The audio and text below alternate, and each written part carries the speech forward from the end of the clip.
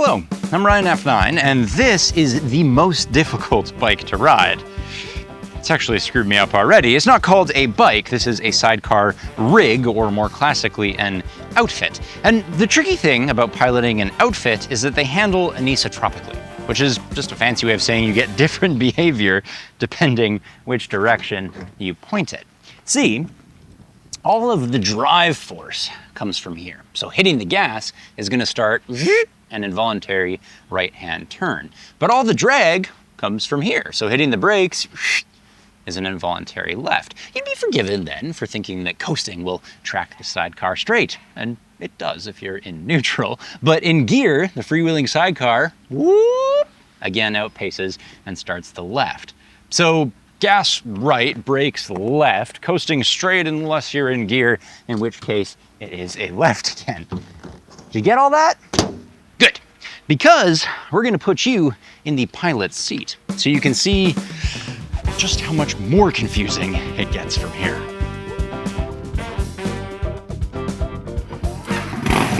When first starting, you will be very impressed by stability, comrade. Could ride the icy gulag at speed of weakest prisoner and not fall over. But you reach a certain speed and something special happens. This is not problem, this is special sidecar operation.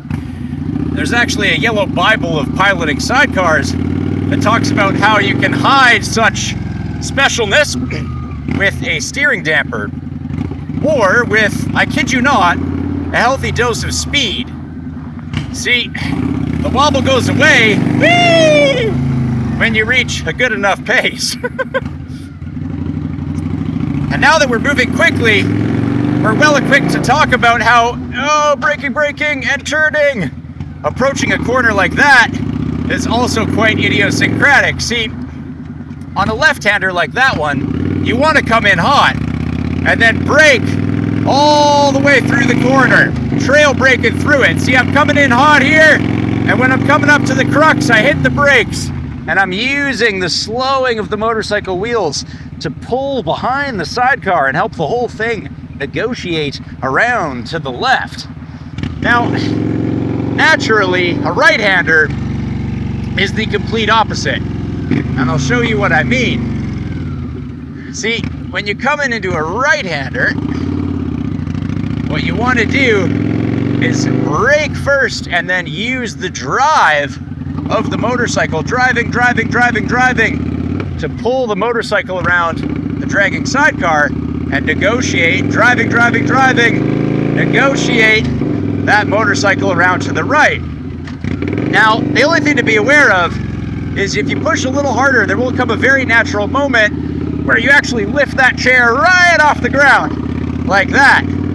And the millisecond that that wheel lifts, everything changes. See, this is now a bipod again. A trike, you turn right to steer right, you turn left to steer left.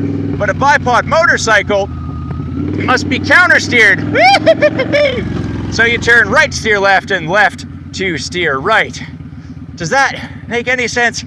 Of course it doesn't, but you want to get it right, because if you don't drive through a right-hander and brake through a left, the trike will fight itself and just try to go straight. I'll show you what I mean here. If you make the weird mistake of trying to turn left and accelerate at the same time, whoa, the trike fights itself and just crabs forward. Not that that's a common traffic maneuver or anything. I mean, no one ever tries to turn left and get moving at the same time. I mean, that never happens. Now, the reason that we wanted to do all of this in real time is because I wanted to show you precisely how quickly your arms will fatigue from this. I wanted you to feel that.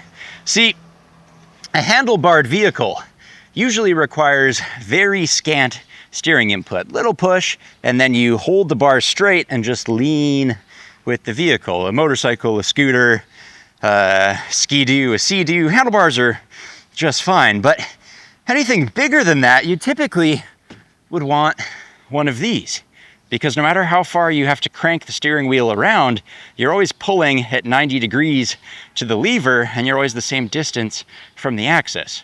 Trucks, cars, trikes, steering wheel is probably what you want. The funny thing about having a handlebar on a rig is that you start turning and you're 90 degrees to your lever, so it turns good. But when you get out towards lock, you're pushing almost parallel to your handlebar. So that's not generating a whole bunch of steering force. With this, the more you turn, the less turning you're actually able to generate, which is probably exactly the opposite of what you'd like. But now that we know something about piloting a rig, it's probably exactly what you'd expect.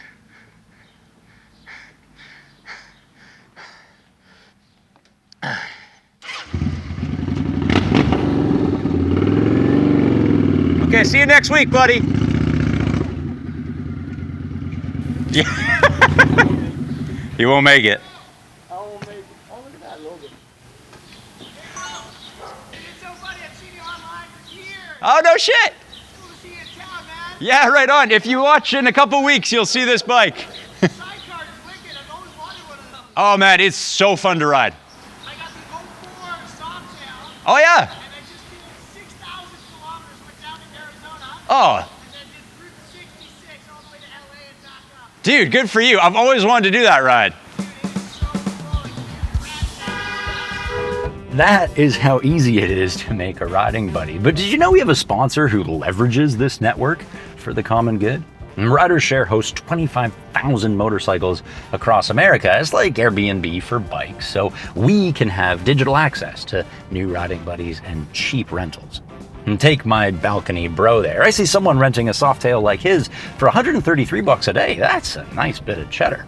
And why not have your motorcycle earning for you if it's just sitting around in your garage anyway?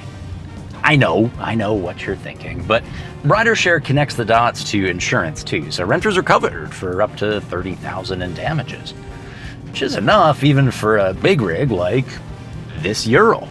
You know the network is vast when I can uncover a Soviet in Honolulu in a few clicks, and you'd really want to rent one of those before you buy one.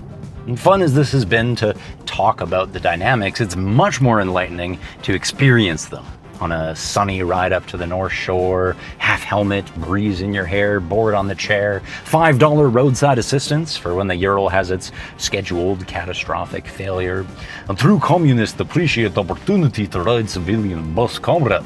And I appreciate the opportunity to never have to be in a padded cell, even on vacation. So click the link below and rent from Ridershare next time you travel in the States. Thank you very much for watching.